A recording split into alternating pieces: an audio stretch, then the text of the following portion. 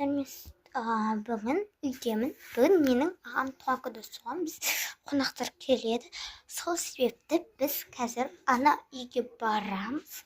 Барып, сенімен бірге жүрсіздер ғой. Сосын достарым, мен ана үйге кеттім, курткамды киіп алдым.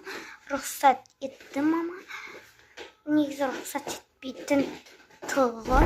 Біз қазір далаға шығамыз.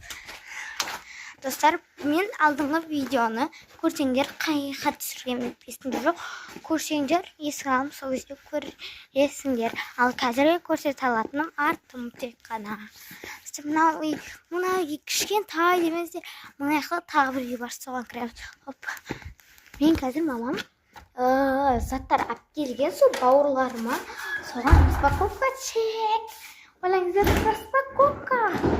Дала бізде қар аралас жаңбыр жауып кетті. Қазір жеңшем шығып қалды, сондықтан сөйтіп қалдым. Кешірім сұраймын. Қазір распаковка жасаймыз. Футболкамен жүріп, уақытын жастар, ұлттық домбыра күні. Достар, міне, дадам. Енді осыға распаковка чек жасаймыз. Ең бірінші менің алғым келгені дада, ойбай, дада.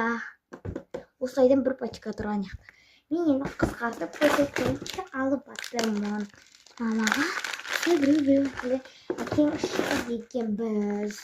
Әйтсе біздің ете толтыр. Шетсін менің крапки. Қазір әшін естіп көрсетемін. Аттарын атаймын.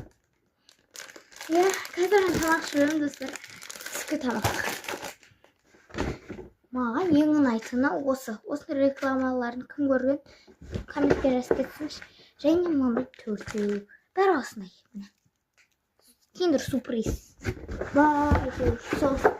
Киндер сюрприз. Енді бұлардың аттарын айтайын. Киндер сюрприз. Дада лето. Бұл да киндер сондай. Киндер Альвенгольд. Кім біледі? Ұмыттырым достар, күледі комментарий жазып тон осындай. Білмегендер осындай салам. Лейс және краб екен. Лейс және краб. Сондай менсіздер. Сәлем, пока. Бүгінгі біздің влогымыз осы. Ал бұның екіншісін түсіріңдер десеңіздер, осы видеоны 10 мың лайк, осы видеоны 100 мыңға жеткізіп тастайық достар. Сәлем, пока.